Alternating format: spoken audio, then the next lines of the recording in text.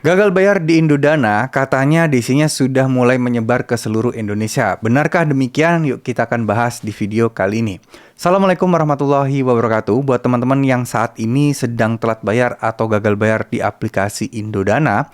Ya, Indodana ini mirip-mirip seperti paylater pada umumnya ya. Dan dia itu memang legal sampai saat ini. Jadi teman-teman tidak perlu takut, tidak perlu khawatir kalau misalnya Indodana ini akan sebarin data kalian. Indodana ini akan ya mungkin bisa dibilang akan mencuri data kalian dan menggunakan data kalian itu untuk penipuan dan lain sebagainya. Intinya nggak akan data kalian itu dipakai untuk hal-hal kriminal lainnya. Ya, nah karena dia ini pinjol legal, tentu saja masih mengikuti aturan-aturan OJK. Nah, untuk soal DC lapangan yang sudah menyebar di seluruh kota di Indonesia, sebenarnya bisa dibilang iya dan juga bisa dibilang tidak.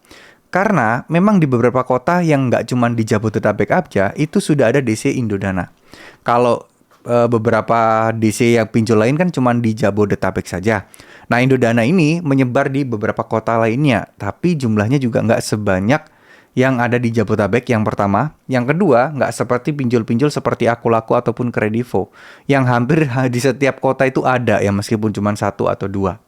Nah, tetap meskipun mereka ada di beberapa kota, tapi jumlah mereka juga nggak terlalu banyak, ya, nggak sebanyak pinjol-pinjol besar pada umumnya. Jadi teman-teman tidak perlu takut juga terhadap DC ini bakal datang kapan-kapannya, nggak perlu takut. Nah, kalau pertanyaannya kapan DC lapangannya bakal datang ke rumah, ini tergantung juga seberapa banyak orang yang galbe di kota tersebut dan seberapa banyak DC juga yang tersedia di kota tersebut.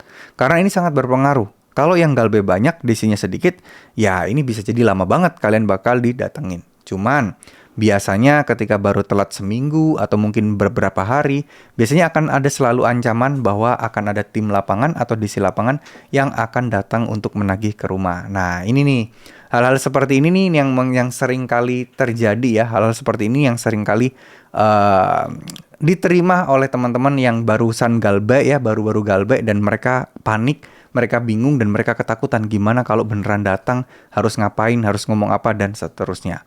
Jikalau memang DC-nya datang, sebenarnya teman-teman cukup biasa aja. Anggap aja dia tamu, dia itu nggak berhak ngapa-ngapain kok. Dia nggak berhak menyita barang kalian.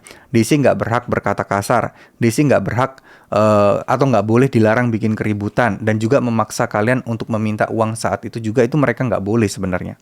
Ya, mereka hanya mengingatkan untuk melakukan pembayaran dan biasanya DC akan mengarahkan ke virtual account atau pembayaran melalui aplikasi karena mereka di situ adalah tujuannya dalam tanda kutip ya mirip-mirip seperti menggertak atau memang ya pengen seakan-akan nasabah ini ya harus membayar saat itu juga gitu. Jadi itu sangat-sangat efektif dan memang paling banyak ditakuti oleh teman-teman yang gagal bayar di aplikasi pinjol manapun. Ya, nggak terkecuali Indodana ya. Nah, kalaupun kalian ada gagal bayar Indodana, itu tidak akan membuat teman-teman akan masuk ke jalur pidana. Karena nggak separah itu kok.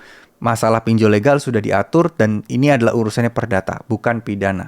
Karena ya kita tahu lah ya, berbagai macam statement-statement dari DC itu kadang bikin takut akan dibawa ke jalur hukum, akan lapor ke RT RW, akan didampingi RT RW ke rumah, atau mungkin hal-hal lainnya yang mungkin seperti seakan-akan kalian melakukan tindakan kriminal gitu ya, dikasih pasal penipuan atau di pasal penggelapan dana.